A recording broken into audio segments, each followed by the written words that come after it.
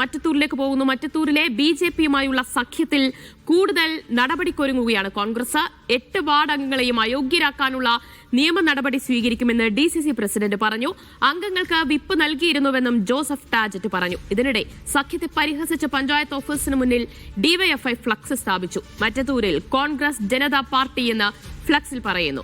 സ്വതന്ത്ര സ്ഥാനാർത്ഥിക്ക് വോട്ട് ചെയ്തത് ബിജെപിയുമായുള്ള സഖ്യമറിയാതെയെന്ന് കോൺഗ്രസിൽ നിന്നും രാജിവെച്ച പഞ്ചായത്ത് അംഗം അക്ഷയ് സന്തോഷ് പറഞ്ഞു.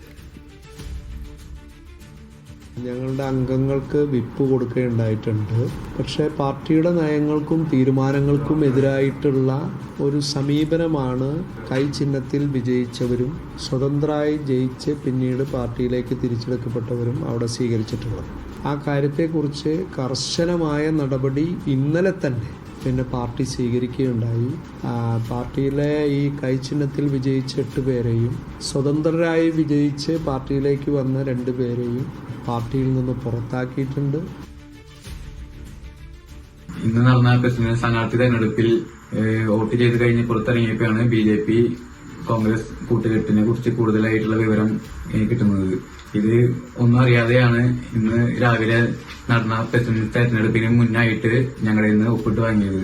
പാർട്ടിയിൽ നിന്ന് രാജിവെക്കാൻ പോവാന്ന് പറഞ്ഞിട്ടാണ് ഒപ്പിട്ട് വാങ്ങിയത്. അതിന്റെ അടിസ്ഥാനത്തിലാണ് ഞാൻ എന്റെ ഒപ്പ് രേഖപ്പെടുത്തിയത്. പുറത്തിറങ്ങിയപ്പോഴാണ് ബിജെപി കൂട്ടുകെട്ടാന്നുള്ള കാര്യം അറിഞ്ഞ്. ആര്യ വിനോദ് വിവരങ്ങൾ നൽകാൻ അയച്ചേരുന്നുണ്ട്. ആര്യ, മറ്റത്തൂരിലെ കോൺഗ്രസ് ബിജെപി കൂട്ടുകെട്ട് അത് നേതൃത്വത്തിന് വലിയ നാണക്കേടുണ്ടാക്കിയിരിക്കുകയാണ്. അതിൽ കടുത്ത നടപടിയിലേക്ക് കോൺഗ്രസ് നീങ്ങുന്നുവെന്നാണ് മനസ്സിലാക്കാൻ കഴിയുന്നത്. എന്താണ് ഇപ്പോഴത്തെ തീരുമാനം വന്നിട്ടുള്ളത്? തുടർ നീക്കങ്ങൾ എങ്ങനെയായിരിക്കും?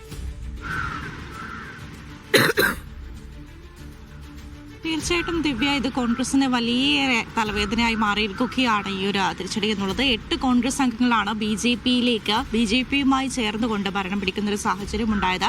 കോൺഗ്രസ് വിമത ടെസി ജോസഫാണ് പ്രസിഡന്റായി തെരഞ്ഞെടുക്കപ്പെട്ടത്. ബിജെപിയുടെ 3 അംഗങ്ങളാണ് കോൺഗ്രസിന് വേണ്ടിയിട്ട് അനുകൂലമായി വോട്ട് ചെയ്യുന്ന ഒരു സാഹചര്യം ഉണ്ടായത്. ഒരാളുടെ വോട്ട് അസാധുവാക്കപ്പെടുകയും ചെയ്തിട്ടുണ്ടായിരുന്നു. അതുപോലെ തന്നെ അതിനിടയിൽ LDFും കോൺഗ്രസ് വിമത സ്ഥാനാർത്ഥിയെ ജയിച്ച ഔസേപ്പിനെ പ്രസിഡന്റ് വാഗ്ദാനം ചെയ്ത് അന്വേഷിക്കാനുള്ള ഒരു ശ്രമവും നടത്തുകയുണ്ടായി. ഇപ്പോൾ കൈപ്പത്തിയിൽ ജയിച്ച 8 പേരും സ്വതന്ത്ര സ്ഥാനാർത്ഥിയായി ജയിച്ച 2 പേരും അവരെയാണ് ഇങ്ങനെ 10 പേരെയാണ് പാർട്ടിയിൽ നിന്നും പുറത്താക്കുന്ന ഒരു സാഹചര്യം ഉണ്ടായത്. തെരഞ്ഞെടുപ്പിൽ കോൺഗ്രസിൽ സീറ്റ് നൽകാതിനെ തുടർന്നായിരുന്നു 2 പേരും വിമത സ്ഥാനാർത്ഥികളായിട്ട് മത്സരിക്കുന്ന ഒരു സാഹചര്യം ഉണ്ടായത്. ആകെ 24 സീറ്റിൽ UDFന് 8ഉം LDFന് 10, NDA 4, സ്വതന്ത്ര സ്ഥാനാർത്ഥികളായി 2 പേർ എന്നിങ്ങനെ ആയിരുന്നു ഉണ്ടായിരുന്നത്. അതിൽ ടെസി ഇന്നലെ ജയിച്ച ടെസിക്ക് 11 സീറ്റോടുകൂടിയും വോട്ടോടുകൂടിയും അതുപോലെ തന്നെ ഔസേപ്പ് 11 വോട്ടോടുകൂടിയായിരുന്നു മത്സരിക്കുകയുണ്ടായത്. തുടർന്ന് ഈ ഒരു നേതൃത്വത്തെ അട്ടിമറിക്കാൻ നേതൃത്വം കൂട്ടുനിന്നു എന്നുള്ള തുടർന്ന് DCC ജനറൽ സെക്രട്ടറി TM ചന്ദ്രനെയും അതുപോലെ തന്നെ മണ്ഡലം പ്രസിഡന്റ് ഷാഫിയെയും അംഗത്വത്തിൽ നിന്നും കോൺഗ്രസ് പുറത്താക്കുന്ന ഒരു സാഹചര്യവും ഉണ്ടായി. അങ്ങനെ കടുത്ത നടപടിയിലേക്കാണ് കോൺഗ്രസ് നീങ്ങിക്കൊണ്ടിരിക്കുന്നത്. 8 അംഗങ്ങളെയും 2 വിമതരെയും അയോഗ്യരാക്കാനുള്ള നടപടി നേരിട്ടവരുടെ നീക്കം എന്താണ്? അല്പസമയം മുമ്പ് തന്നെ DCC പ്രസിഡന്റ് വ്യക്തമാക്കുകയുമുണ്ടായി. ആര്യ, കേൾക്കാമോ?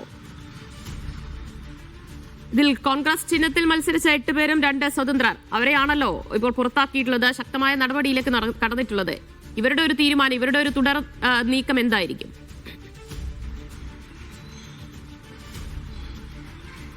അവരുടെ തുടർ നീക്കത്തെക്കുറിച്ച് പ്രതികരണം ഒന്നും തന്നെ ഉണ്ടായിട്ടില്ല എന്നുള്ളതാണ്. എന്ത് തന്നെയായാലും കോൺഗ്രസിന്റെ ഭാഗത്തു നിന്നും കടുത്ത നടപടിയിലേക്ക് ഇവർക്കെതിരെ അയോഗ്യരാക്കാനുള്ള നടപടിയിലേക്ക് കടക്കുകയാണ് ചെയ്യുന്നത്.